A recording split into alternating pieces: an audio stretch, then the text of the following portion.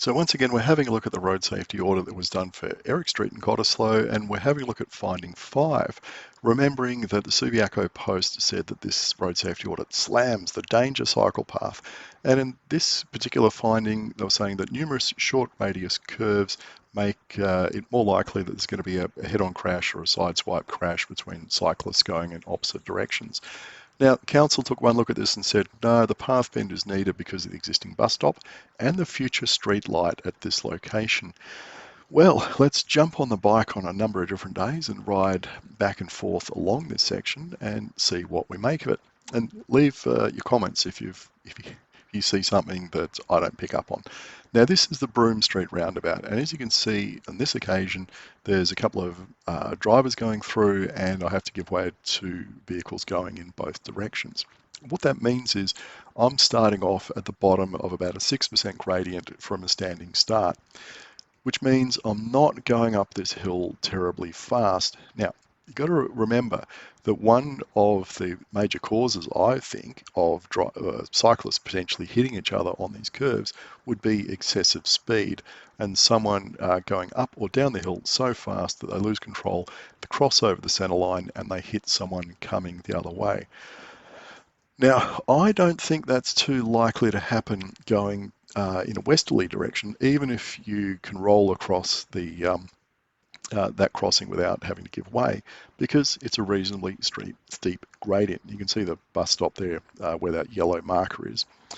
And you know, you'd have to be much lighter and much fitter than I am to go hammering up this hill at such a rate of knots that you would cause a safety risk, that you would risk colliding with someone coming in the opposite direction.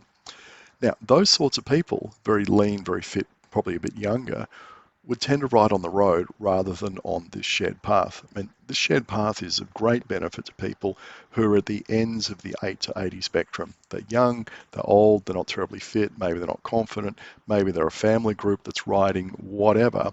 They're not the speedy lycra-clad mammals that are riding in groups at high speed on the road. The people who are on the path, they're just tonking along at a comfortable clip. They're not flying. Now, coming from the west, you have to climb a gradient that's between 8 and 9% from the beach. It's quite steep, and by the time you get to the top, unless you're fairly fit, you're going to be puffed. So you're not coming over the top of this hill absolutely, screaming flat out. A lot of people are coming over going pant, pant, pant, trying to get their breath back, and then just rolling down the hill. And you can see down the bottom, there's an intersection. So people aren't going to be zooming down because they know they're going to have to look possibly and give way when they get to that road crossing. Now, they've also bent the path around here quite sharply, a little S-bend kind of thing, to really make sure you slow down and look at that crossing and don't just go zooming across and crash into a motor vehicle entering the roundabout, because that would be very bad. So I actually think putting that tight bend at the bottom is a really good idea, because it stops the idiots from just zooming down without any regard for anyone, including themselves. So do I think the council is justified with this design? Yeah, I really think they are. I mean, there's a bus stop there. You've got to cater for the bus stop somehow. They're saying they're going to put in a street light.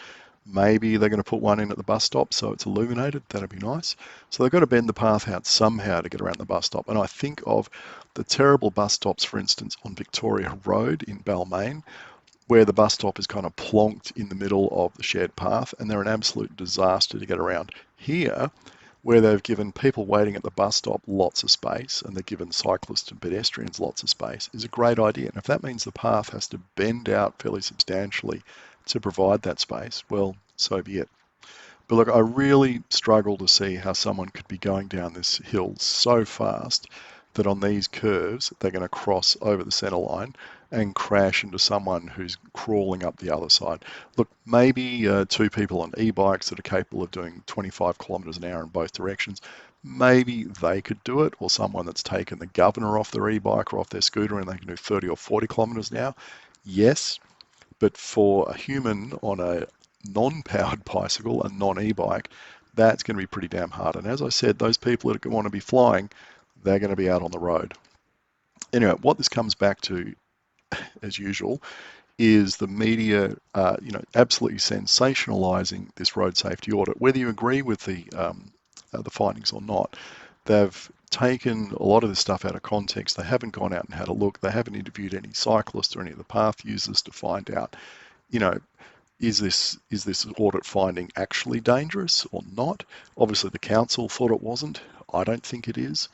But they've gone ahead and said, oh, the audit slams the danger cycle path. And it really shows, I think, they've got no idea how a road safety audit works, unfortunately. And, well, we've still got another bunch of findings to work through. It'd be interesting to see if we actually find one which shows that the path does, in fact, hold some risks.